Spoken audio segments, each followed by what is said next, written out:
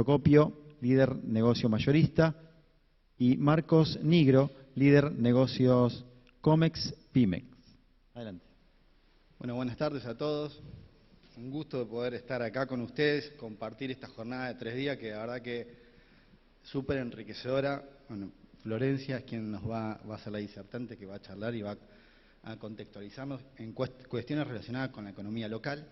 También le presento a Nico Procopio, que él se encarga de todo lo que está relacionado con comercio exterior, tanto IMPO como ESCO, pero de las empresas más grandes que operan en el banco. Y bueno, mi nombre es Marcos Nigro, yo lidero el equipo comercial de comercio exterior del banco, que atendemos a las empresas que facturan hasta 2.000 millones, digamos. Dentro de ese segmento se la denomina para nosotros pymes y Nico son las empresas medianas o grandes.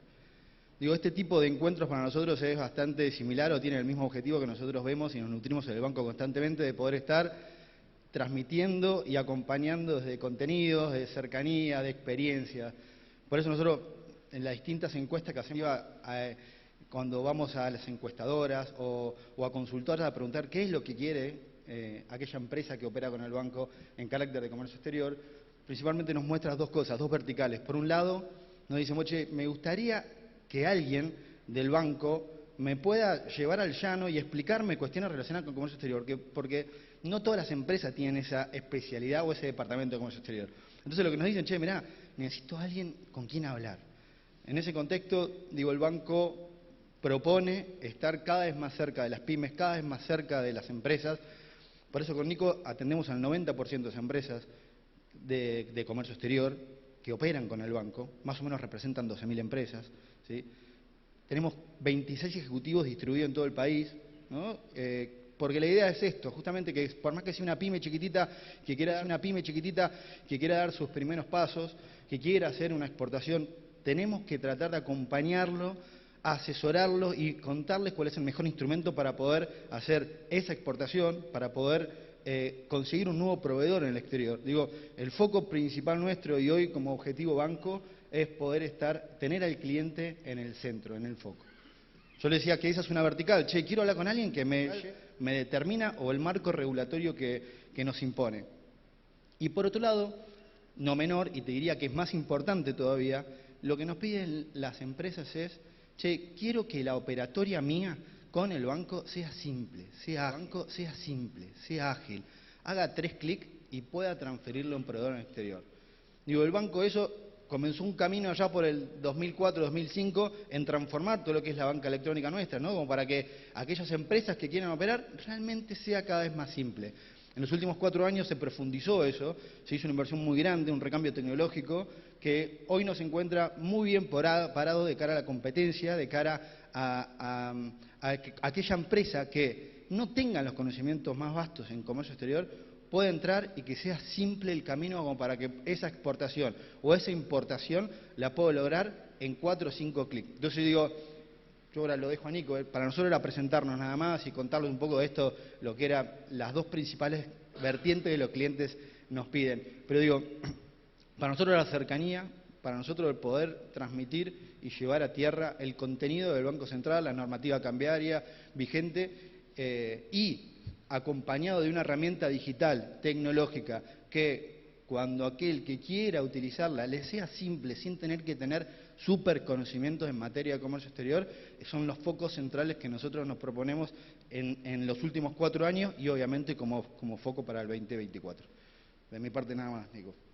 Bueno, gracias Marquitos, bienvenidos a todos, gracias por estar acá, por haberle puesto garra y quedarse hasta el final.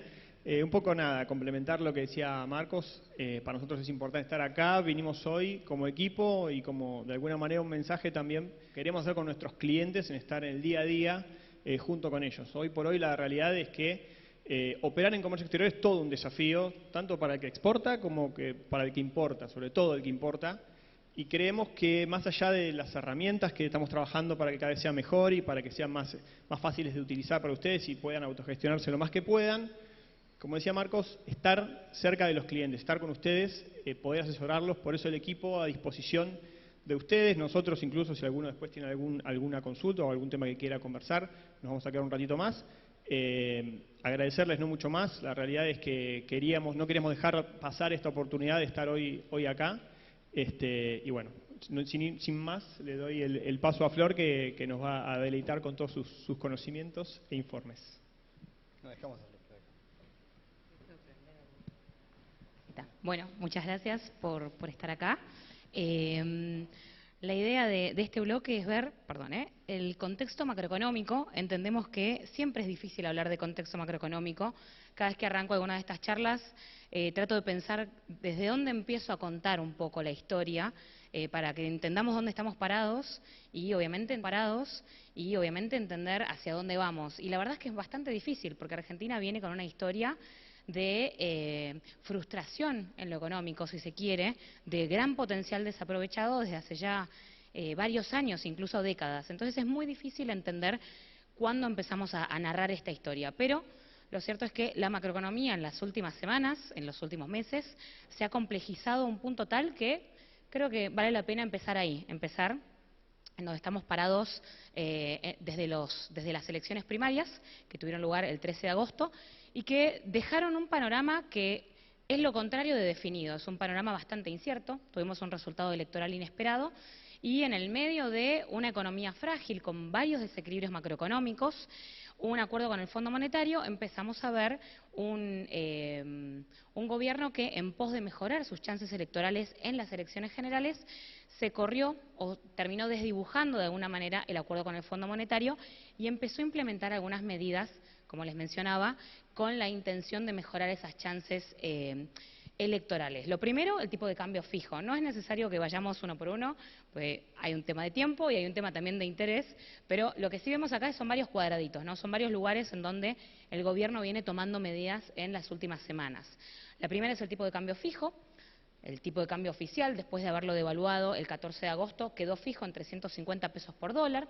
Después tenemos una serie de medidas de expansión del gasto, son medidas de recomposición del ingreso, más que nada para familias e individuos. Eso está generando una presión, un incremento del gasto fiscal, que a su vez tiene un correlato en presiones sobre el Banco Central, que es de manera directa o indirecta quien termina financiando el rojo de las cuentas fiscales. También tenemos congelamiento de precios regulados, tenemos un tipo de cambio diferencial. ¿Por qué? Porque la suba del tipo de cambio oficial, bueno, al haberse quedado fijo en un mismo nivel con una aceleración de la inflación, no ha sabido ser suficiente. Entonces tenemos varias medidas que el gobierno ha ido implementando en las últimas semanas y lo cierto es que entre las PASO y principios de octubre o fines de septiembre, la verdad es que teníamos medidas o anuncios de manera prácticamente diaria. Pero bueno, volviendo un poquito para atrás, Argentina no es la primera vez que sufre o atraviesa una devaluación de su tipo de cambio oficial. El tipo de cambio oficial se dice que está atrasado, es decir, que pierde competitividad respecto de otros socios comerciales o de otros países que también compiten con Argentina, justamente porque el tipo de cambio en términos nominales se queda fijo o sube a una tasa menor que la inflación. Entonces, la suba de nuestros precios nos cuesta competitividad cambiaria. Esa competitividad cambiaria había que subsanarla. De hecho, como les mencionaba, el 14 de agosto el tipo de cambio oficial sube. También sabemos, porque estamos acostumbrados a saltos devaluatorios, que en general hay una traducción de la devaluación a los precios domésticos cuando el tipo de cambio se corrige. Es decir, que la inflación tiende a acelerarse en los primeros meses post-devaluación. Nos pasó en el 2014, en enero, con Fábrega y Axel Kicillof en Banco Central y Ministerio de Economía. Nos pasó con la unificación cambiaria de Mauricio Macri en diciembre del 2015. Nos pasó en el 2018, en el 2019, ahí tuvimos una serie de episodios bastante seguidos. Y en todos ellos lo que vimos es que la inflación se aceleró. En general, esa aceleración no es ni tan rápida ni tan fuerte como la que tuvimos en el último agosto y septiembre. Sí, fíjense, ahí tenemos una línea roja, nos muestra cómo la inflación de agosto sobrereaccionó respecto de lo que habían sido otros episodios devaluatorios. En general tenemos un pass-through, eso es lo que se conoce como la filtración de la devaluación a los precios, del 30% aproximadamente, el 35%, es un promedio. Bueno, esta vez, y esto suele suceder en el lapso de 3 meses, esta vez tuvimos un pass-through del 30% en 15 días. Es decir que nuestra economía ante una devaluación que no vino acompañado de un plan fiscal, de mesura fiscal, de hecho vino acompañado de medidas en la dirección opuesta, de expansión del gasto, nuestra economía con un ejercicio o con una dinámica de traslado de precios ya bastante aceitada, bueno, se comió esa ganancia de competitividad y nos dejó con una inflación más alta. Esto es simplemente anecdótico, ¿no? El dato de inflación que tuvimos en agosto, que probablemente en septiembre se repita, tal vez no en la misma magnitud, pero ya el índice de precios al consumidor de la Ciudad de Buenos Aires, que es el primero que se publica, marcó un 12% para el mes de septiembre, muy similar a lo que había marcado en el mes de agosto. Entonces estamos viendo cómo tenemos un nuevo escalón de nominalidad, mucha inflación en una economía con un tipo de cambio fijo. Más allá de lo que pase en septiembre o en octubre incluso, lo que sabemos es que pasado todo este proceso electoral que nos pone en pausa todas las decisiones de correcciones o de medidas tal vez de corte más ingrato porque implican ajustes de algún tipo, sabemos que pasado eso va a tener que implementarse algún tipo de programa de estabilización. No importa quién gane, las restricciones que hoy en día tiene la economía argentina en términos de los desequilibrios macroeconómicos acumulados y los stocks disponibles como para hacer frente a esos desequilibrios macroeconómicos, implican que más allá de quién gane, cuál es su signo político o su carácter o la serie de medidas que suele implementar, bueno, lo que sabemos es que cualquier ganador va a tener que tomar alguna medida y el mercado ya lo está incorporando. De hecho, el relevamiento de expectativas de mercado, fíjense en el gráfico de la derecha, nos muestra que la inflación mensual podría moderarse en octubre y en noviembre, justamente de la mano de este tipo de cambio fijo, pero que volvería a acelerarse en diciembre y enero especialmente. ¿Por qué? Porque vamos a llegar o estamos ya llegando con nuevamente atraso cambiario, con lo cual tiene que volver a haber alguna corrección del tipo de cambio y además también tenemos atrasos de precios regulados, no solamente porque se han congelado en las últimas semanas, sino porque ya venían congelados desde hace varios años. Entonces, básicamente estamos ante las vísperas, sabemos quién va a implementar ni cómo, pero que entendemos que tienen que venir en alguna magnitud. Obviamente, quien gane definirá cómo se hace y en qué magnitud se hace eso. Pero, como verán en el gráfico de la izquierda, el mercado ya está estimando que la inflación de este año va a rondar el 170% y que la del año próximo, no sé si toqué algo, ok, ahí es para poner un poco de suspenso. Y que la del año próximo también va a ser elevada y, como verán, en la colita del final de la línea roja, creciendo. El mes previo al salto del tipo de cambio, la inflación para el año que viene rondaba el 100%, ahora ya ronda el 120%, por supuesto en un contexto de altísima incertidumbre. Otro resultado de la devaluación, o uno podría pensar que la corrección del tipo de cambio oficial tiene como objetivo reducir la brecha. Bueno, acá estamos en la Cámara de Comercio, sabemos básicamente que la brecha cambiaria perjudica notablemente lo que son las exportaciones argentinas.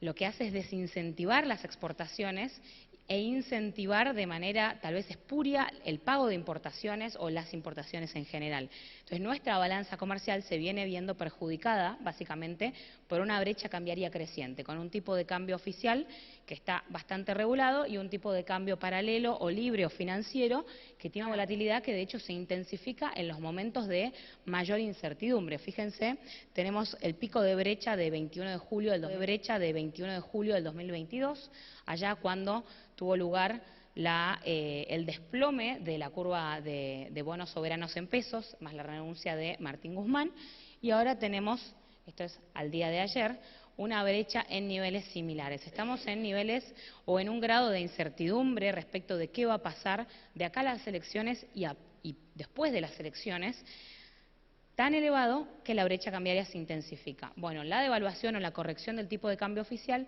no logró ayudar a que la brecha se contuviera, justamente porque fue una devaluación que no se efectuó asociada a un plan fiscal que anclara las expectativas, que trajera algo de certidumbre, y el hecho de que tuvimos un resultado electoral en las primarias, que en realidad no es un resultado vinculante, no ha determinado ningún tipo de cargo, ha determinado candidatos. Entonces, al haber tenido un resultado que no determina cargos y que además ha quedado tan abierto, porque tuvimos 3 fuerzas con muy pocos votos de diferencia entre ellas, bueno, definitivamente podemos decir que tenemos un alto nivel de incertidumbre que nos hace no tener una noción tan cierta de qué puede llegar a pasar después de las elecciones.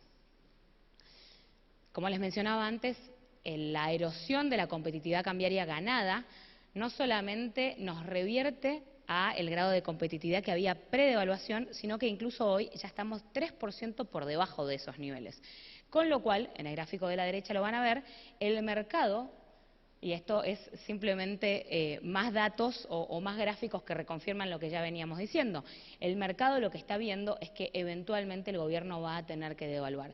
El timing es muy difícil, obviamente, hay que acertarle a un momento específico, incluso a un día específico, pero el mercado lo que está entendiendo es que muy probablemente la corrección ocurra después de las elecciones. Ahora se abre una interrogante.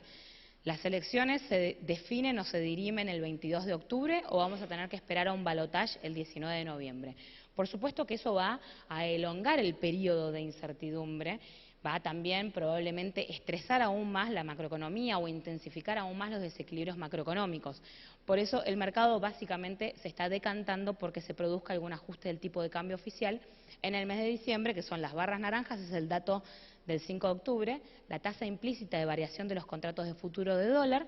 Fíjense cómo en base a los precios de los futuros de dólar hay una variación implícita del tipo de cambio entre noviembre y diciembre, o entre fines de noviembre y fines de diciembre, del 45%. Aunque también podría haber alguna corrección ya mismo en noviembre, justamente por el atraso cambiario acumulado hasta ahora.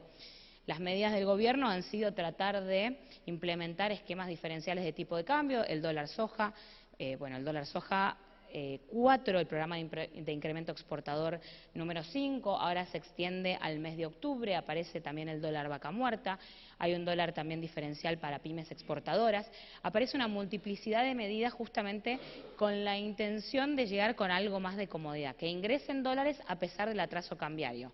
¿Devaluando al oficial? No, implementando tipos de cambio. Ahora, el resultado hasta ahora ha sido de un Banco Central que no logra acumular reservas. Acá tenemos a la izquierda el gráfico de las reservas netas del Banco Central. ¿Netas de qué? Netas de todos los compromisos que el Banco Central tiene en el lapso de un año. Todas aquellas deudas que el Banco Central tiene de acreedores que en el lapso de un año o menos podrían golpear la puerta y demandar sus divisas. Las divisas, las reservas internacionales que el Banco Central tiene, algunas son propias, otras no. En este caso, los pasivos que el Banco Central tiene exceden el activo que el Banco Central tiene, por eso tenemos reservas netas negativas. Y en el último mes y medio, o en los últimos 2 meses, lo que hemos visto es que las reservas netas se incrementaron o mejoraron, se acercaron al cero, al eje del positivo, solamente gracias al desembolso del Fondo Monetario, que está en el gráfico de la derecha, pero la realidad es que ese desembolso que nos permitió pasar de menos 10.000 millones de reservas netas a menos 4.000 millones de reservas netas, bueno, en realidad nos queda un remanente que vamos a tener que usar. Fíjense en el gráfico de la derecha, hay varias barras naranjas que son los vencimientos que tenemos con el Fondo Monetario que tendremos que honrar en moneda dura, en dólares, eventualmente podría ser en DEG o en yuanes como se hizo en el pasado reciente, pero de todas maneras en moneda dura, no en pesos. Y en el interín un Banco Central que, ahí sí ven un pequeño apéndice al final de la serie de reservas netas, viene perdiendo reservas, justamente porque a pesar de que han ingresado dólares al Banco Central de la mano de los esquemas diferenciales del tipo de cambio, el último dólar soja, por ejemplo, generó unos 2.000 millones de dólares en el mes de septiembre. Lo cierto es que el Banco Central ha utilizado parte de esas divisas, en realidad la mayoría de esas divisas, ¿para qué? Bueno, en general el Banco Central satisface la demanda de divisas de los importadores o de los ahorristas. Hoy en día, con las trabas cambiarias que existen, la demanda de ahorristas está limitada, la demanda del turismo también tiene un piso, o tiene un techo, en realidad no excede cierto nivel, pero también tiene un piso. Ay, siento que están sucediendo cosas. A los chicos hay un cartelito, yo por las dudas, ¿no? Si se reinicia la presentación.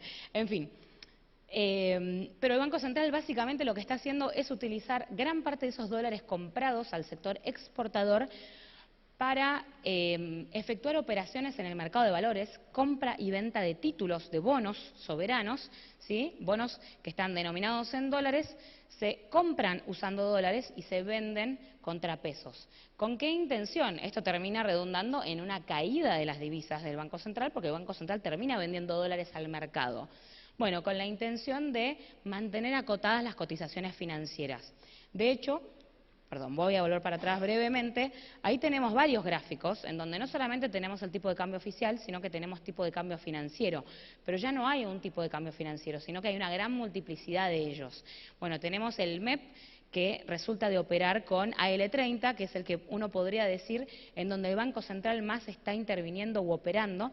No solamente lo vemos en la cotización del MEP, que en los últimos 2 días pegó un salto justamente por la escasez de divisas que tiene el Banco Central para seguir con esa operatoria, sino también por el volumen operado en el mercado.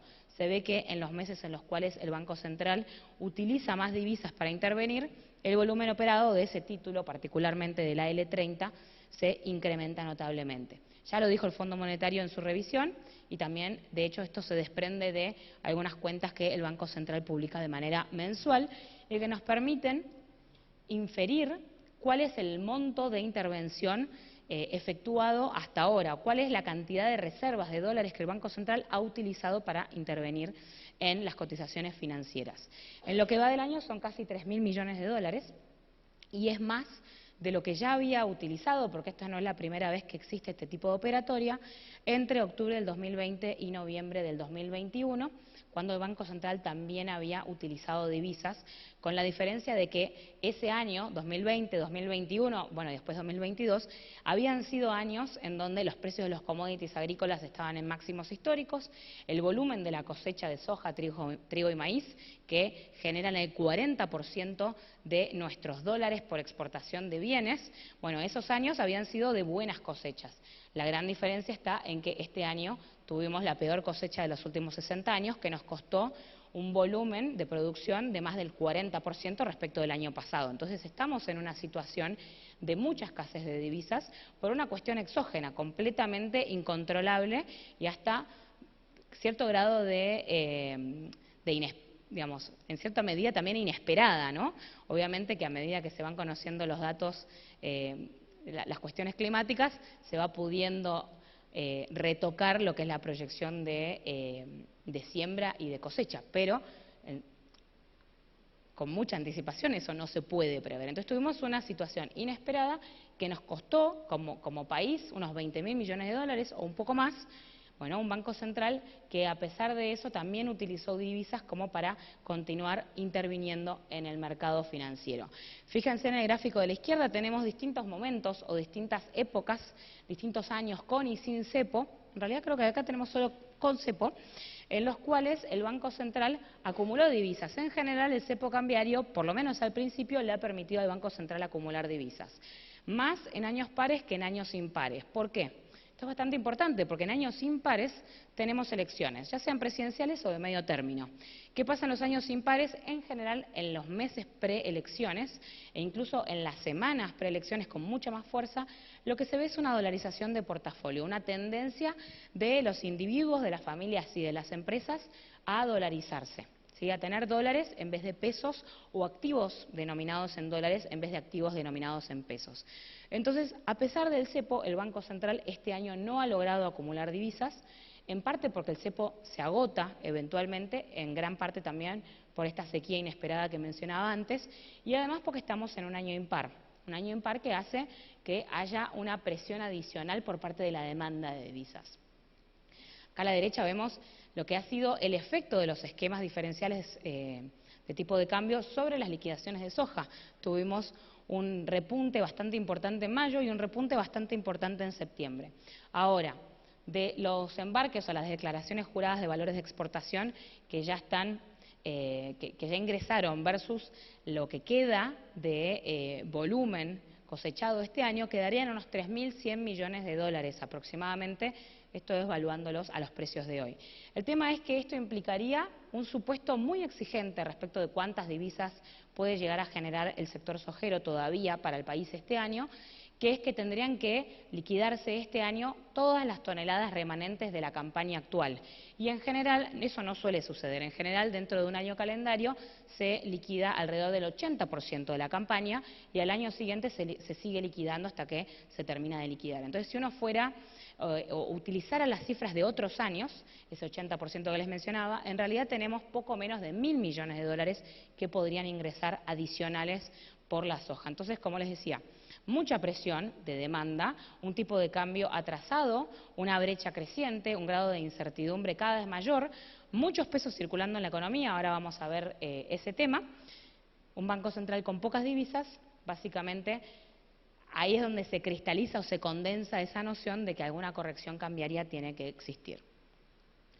Esto es un poco de historia, lo voy a pasar medio rápido para poder contar con tiempo y cubrir todos los temas, porque la complejidad de la macroeconomía implica que algunas cosas hay que pasarlas más de largo, pero en los últimos años, fíjense en el gráfico de la izquierda, cómo el Banco Central viene postergando pagos de importaciones, esa es la relación de cuántos dólares se pueden pagar por cada dólar comprado de productos de bienes importados del exterior. Fíjense cómo ese ratio ha caído de 1 a 0,90 a 0,80 y ahora ya está en un ratio de 0,60. Cuando se habla de las dificultades para importar o para hacerse de divisas para pagar importaciones, nos referimos a esto a niveles macroeconómicos. A nivel micro, por supuesto, habrá momentos, pero a nivel macroeconómico estas son las estadísticas. Y en el gráfico de la derecha también el pago de fletes y seguros, que durante la pandemia y el pospandemia con la invasión de Rusia a Ucrania se incrementó fuertemente porque se encarecieron los costos logísticos. Bueno, eso empezó a caer porque se descomprimieron dichos costos, se descomprimieron las cuestiones logísticas que trababan el comercio internacional, pero se terminó desplomando a niveles que son incluso menores a los prepandemia. Eso no es un suceso tanto orgánico, sino más bien de normativas o decisiones del Banco Central a la hora de gestionar los pagos. Lo mismo pasa con la balanza de servicios, la balanza de turismo. Muchos incentivos como para que los turistas que vienen a Argentina puedan ingresar sus divisas a través del mercado oficial, permitiéndoles comprar con tarjeta de crédito y evaluando sus compras al MEP.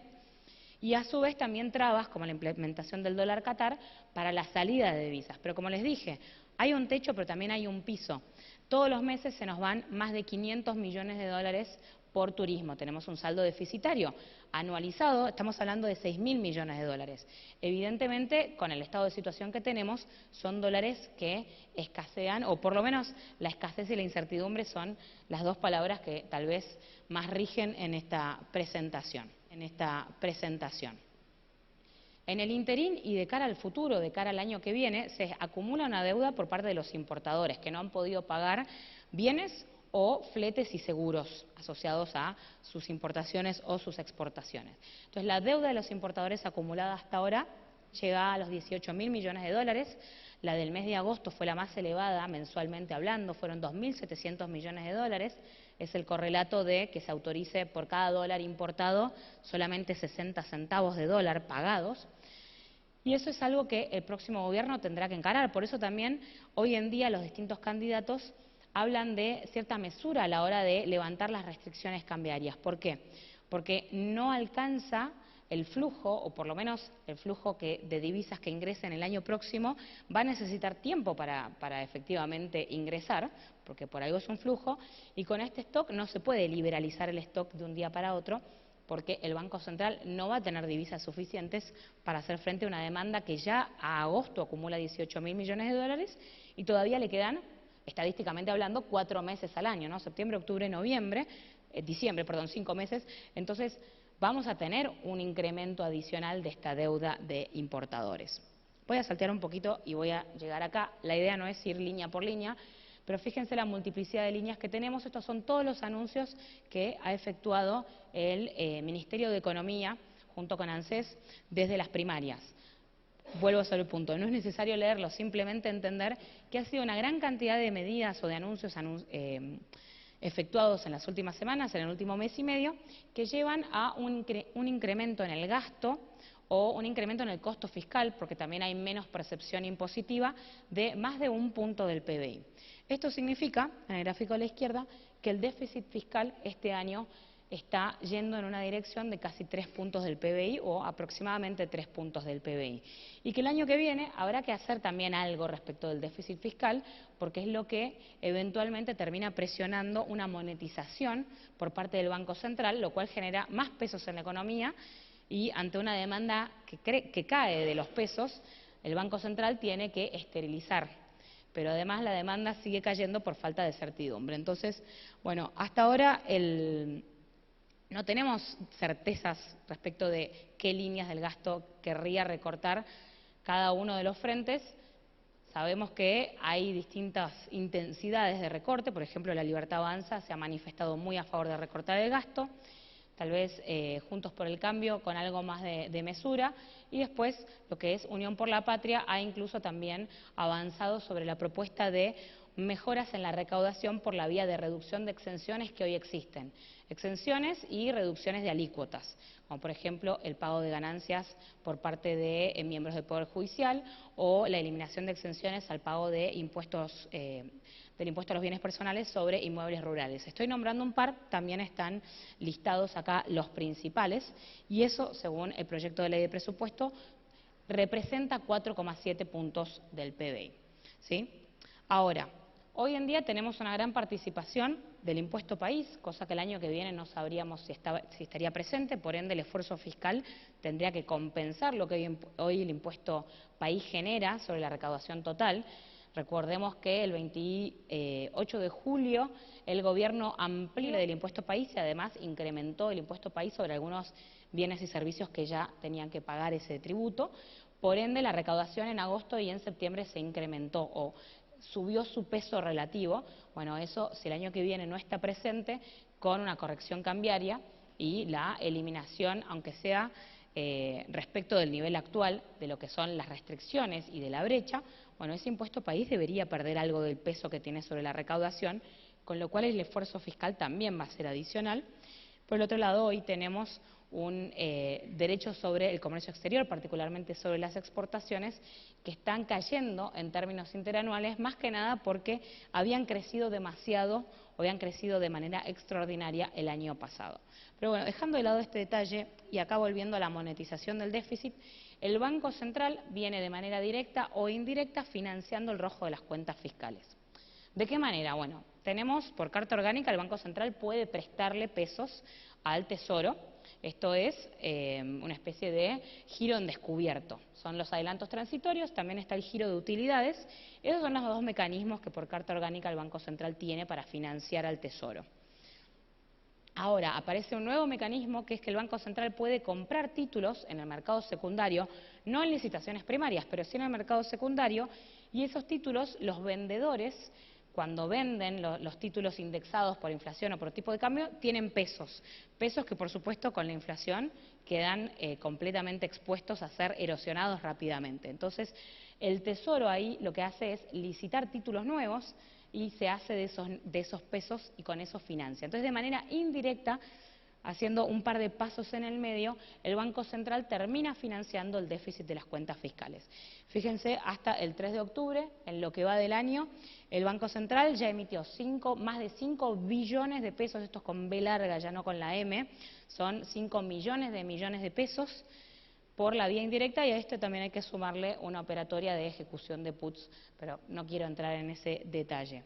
Ahora, les mencioné, hay una oferta creciente de pesos, pero la demanda no solamente no se mantiene, no crece, pero no se mantiene, sino que la demanda de pesos cae.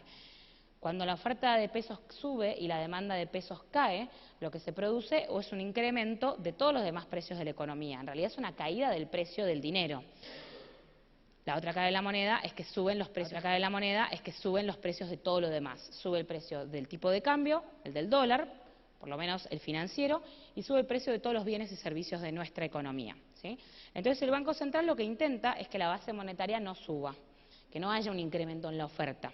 Y eso lo hace esterilizando, es decir, colocando títulos que devengan intereses. Son las famosas LELIQ. En su momento, en el 2018, ahí tienen en el gráfico el primer pico, la famosa bola de Levac se terminó descomprimiendo en el 2018 con la corrida contra la balanza de pagos. Hoy en día tenemos un ratio de LELIQ mayor.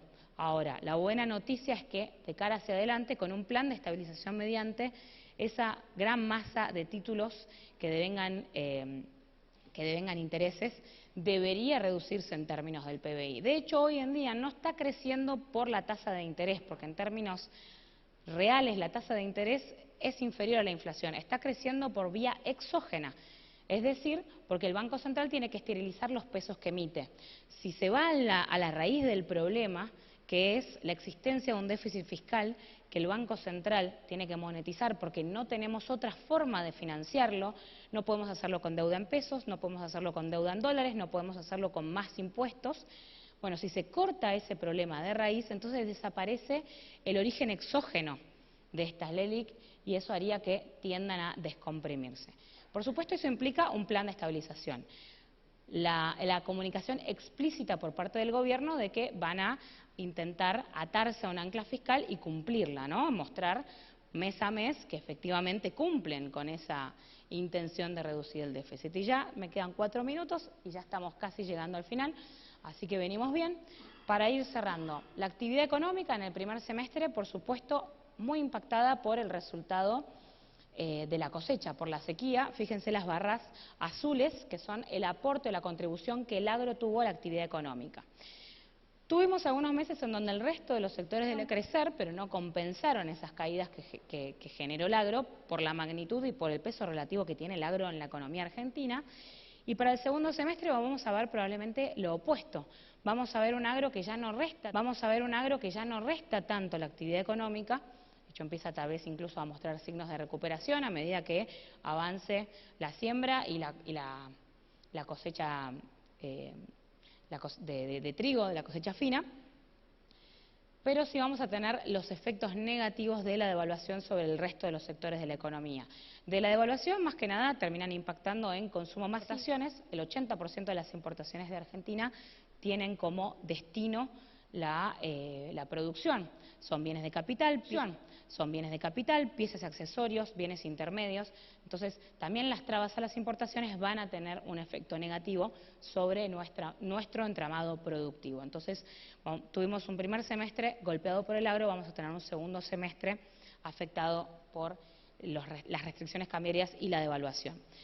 Hoy en día las estimaciones, las proyecciones de mercado rondan en torno a una caída del 3%, ¿sí? De cara al año que viene, un plan de estabilización o una corrección podría darnos lugar también a un mal primer semestre, pero eso debería ya dejarnos un segundo semestre empezando a mostrar signos de recuperación y reactivación económica y ya dejar asfaltado el camino de cara al 2025. Vamos a tener también sectores que van a traccionar a la economía, van a amortiguar lo que sea el impacto negativo de un plan de estabilización, el agro en primer lugar, la minería avanzando más que nada de la mano de litio, la producción de petróleo y gas, ahorro también de importaciones energéticas con el avance del primer tramo del gasoducto de Néstor Kirchner, que ya está operativo y eventualmente la entrada que se empiece a avanzar con el segundo tramo de ese gasoducto, la licitación de la reversión del gasoducto norte para exportar gas a Brasil. En fin, hay numerosos proyectos que atenuarían o permitirían amortiguar el impacto inicial negativo de un plan de estabilización y siempre recordando que los planes de estabilización tienen como objetivo el mediano y el largo plazo. Es entender que la corrección es de corto y hay que implementarla, que mientras más se demore, peor en realidad termina siendo, y una vez que esa corrección se implementa, Argentina tiene todo el potencial para empezar a crecer a tasas, ya no quiero decir tasas chinas, porque hoy en día China crece a tasas más bajas que las propias tasas chinas, pero sí a tasas muy elevadas, de la misma manera en que lo hicieron otros países vecinos, en la década del 2000 al 2010 aproximadamente, o del 2005 al 2015. Ese crecimiento fenomenal, Argentina tuvo un crecimiento, pero a tasas menores. Entonces, tenemos todavía un potencial de crecimiento a una velocidad que uno podría decir vertiginosa, pero primero entendemos que hay que sortear ese obstáculo que es el de corrección de desequilibrios macroeconómicos. Y acá, para cerrar, un simple pantallazo Por supuesto que nosotros analizamos las encuestas, entendemos que las encuestas son muy dispersas, tuvieron también algunas dificultades para predecir el resultado de las elecciones primarias, les había pasado también algo similar en el 2019, pero tenemos un indicador que, si bien no es una ciencia exacta, la realidad es que nos correlaciona bastante bien con el resultado que obtiene el oficialismo en las elecciones, que es el índice de confianza del gobierno. Es un indicador bastante volátil, ¿sí? Pero fíjense cómo en las distintas cruces son los votos que obtuvo el oficialismo en distintas elecciones. Elecciones generales, no primarias, y tampoco balotaje, ¿sí? Las elecciones como las entendimos desde que hicimos educación cívica allá cuando todos éramos pequeños y las primarias no existían. Bueno, en las elecciones, fíjense cómo correlaciona. Significa que las cruces se posan, las cruces que son el resultado de votos del oficialismo, se posan sobre el índice de confianza del consumidor. Hoy en día las perspectivas del gobierno actual parecen ser bastante malas o bastante bajas, teniendo en cuenta en dónde está el índice de confianza del gobierno, perdón, no del consumidor. También eso explicaría el esfuerzo que está haciendo hoy en día el gobierno por apuntalar los ingresos con estas políticas expansivas. También recordando que el escenario está abierto. Tenemos casi 2 millones de votantes nuevos que esperamos que se vuelquen a las elecciones generales, que no participaron en las primarias, porque suele haber menor participación en las primarias que en las generales. La línea gris, participación en primarias; la línea naranja, participación en elecciones generales. Y hubo una diferencia de solamente 700, 800 mil votos entre el primer candidato y el tercero. Por supuesto, diferencias incluso menores entre el primer candidato y la segunda candidata, la segunda y el tercero. Entonces, entendemos que estos grados de incertidumbre son los que también están generando, estamos como en un banco de niebla, no es muy fácil entender qué viene hacia adelante. Las próximas semanas muy probablemente vivamos algo más de lo que ya estuvimos viviendo en estos últimos días, una intensificación en la propensión a dolarizarse. Medidas extra, y el Banco Central implementaron medidas adicionales para restringir la operatoria en los mercados financieros, y después tal vez sí ya ese banco de niebla se levante y tengamos algo más de previsibilidad hacia adelante. Hace poco el economista Claudio Suchovicki dijo: es peor lo desconocido que lo malo. Muchas veces es mejor tener una certeza de qué puede llegar a venir que tener un escenario así tan abierto como el que tenemos hoy. Así que bueno, los dejo con esto y me excedí sí un par de minutos. Muchas gracias. Muchas gracias. Bien. Un fuerte aplauso para Florencia Basset, también para Nicolás Procopio y para Marcos Nigro, que han tenido a cargo esta última conferencia.